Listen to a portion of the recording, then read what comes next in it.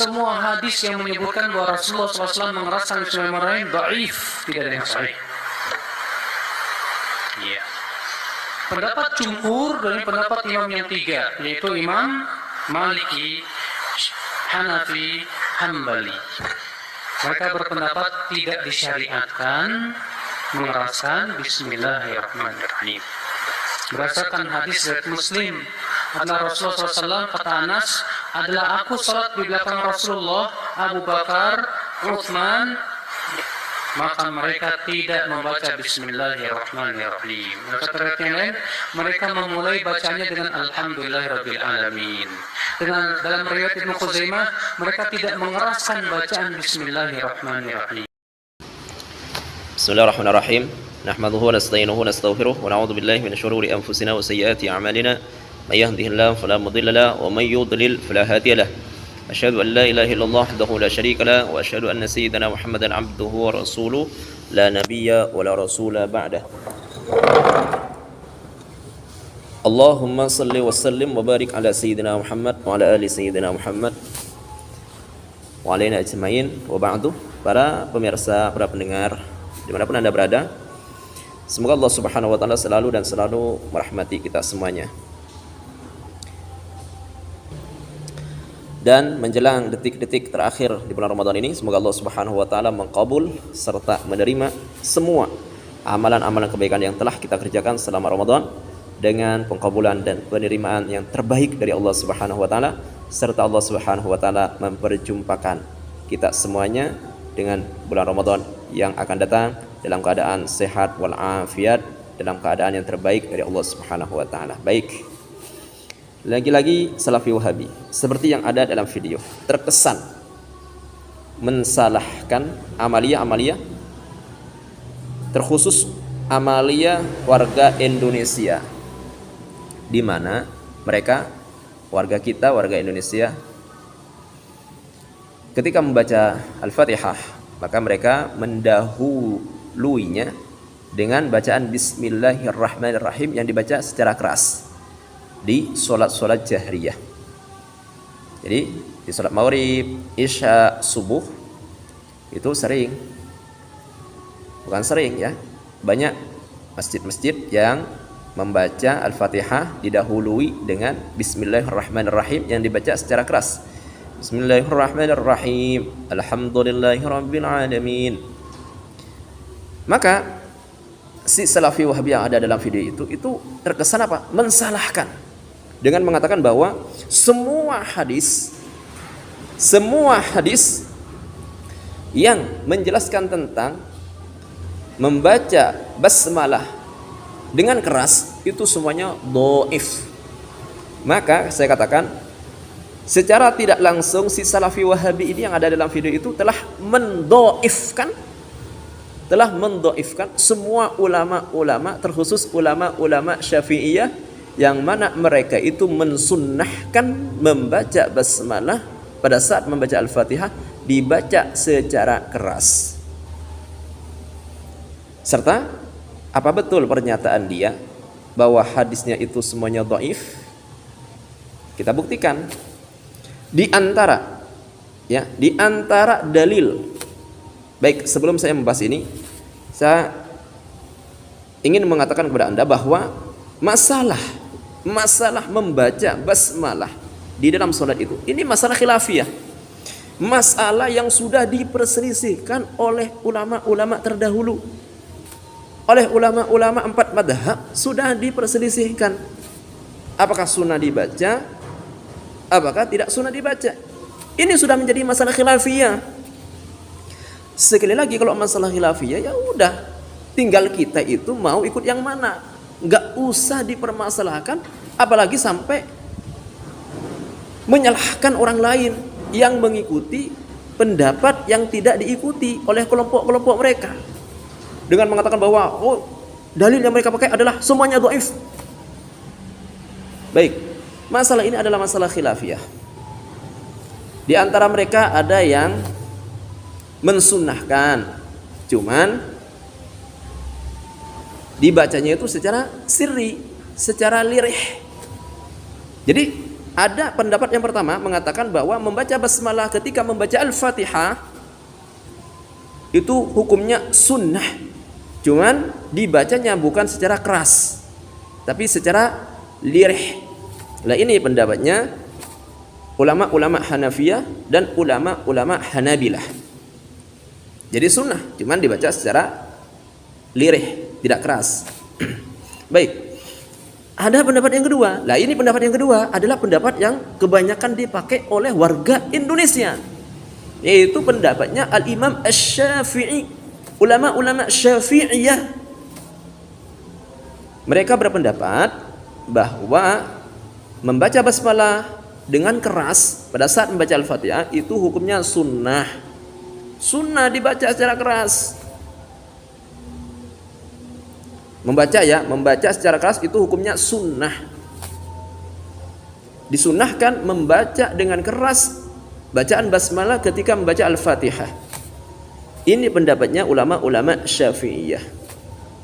Dan mereka berpendapat seperti itu berdasarkan hadis, dan hadisnya adalah hadis yang sahih. Hadis yang sahih diriwayatkan oleh sahabat Abu Hurairah radhiyallahu taala anhu.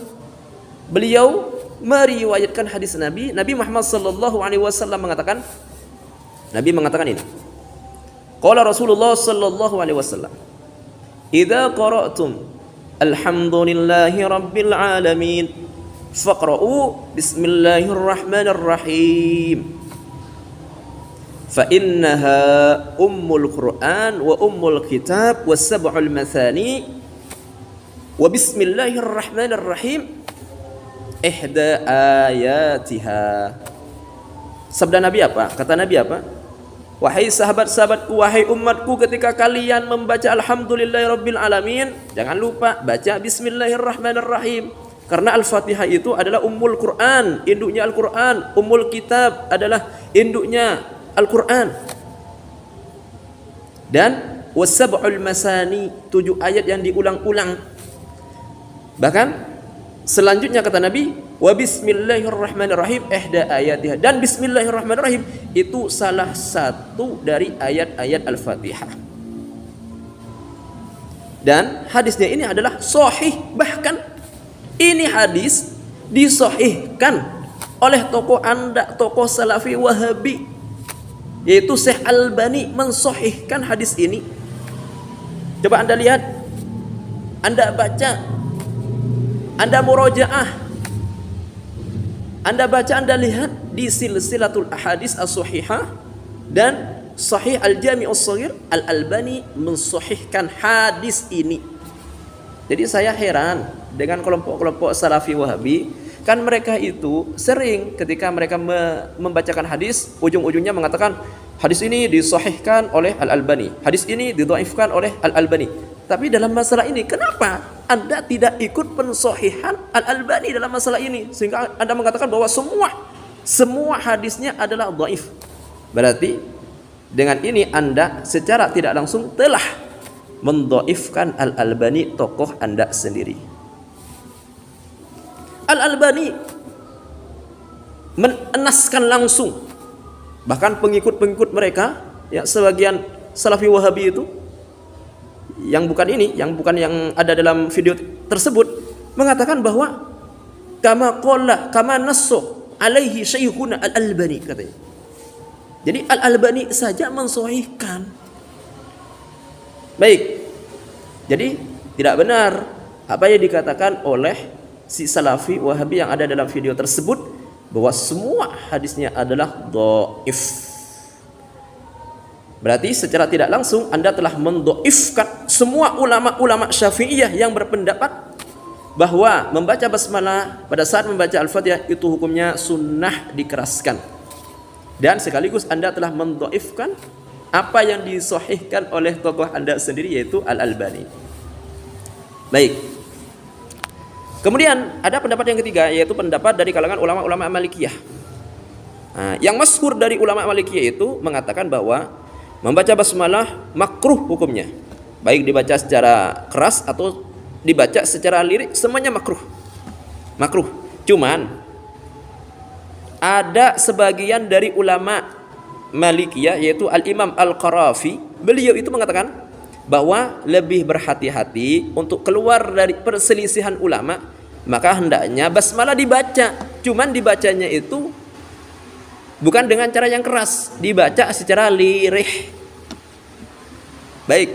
Jadi secara global, secara umum, ulama-ulama mensunahkan membaca basmalah, terlepas dibacanya dengan keras ataupun lirih.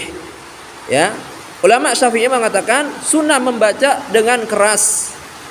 Sunnah membacanya dengan keras, yang lain membacanya dengan lirih. Dan saya katakan sekali lagi bahwa apa yang dikatakan oleh si Salafi Wahabi yang ada dalam video yang mengatakan bahwa semua hadisnya itu dhaif, itu tidak benar dan sangat-sangat salah. Baik, demikian dulu tanggapan dari saya mengenai perkataan si Salafi Wahabi yang ada dalam video yang mengatakan bahwa membaca basmalah dengan keras pada saat membaca Al-Fatihah semuanya hadisnya adalah dhaif. Itu pernyataan yang tidak benar, pernyataan yang akan mensalahkan, mendhaifkan semua ulama-ulama Syafi'iyah. Bahkan fatalnya apa? Dia akan mendhaifkan pensohihan dari Al-Albani itu sendiri.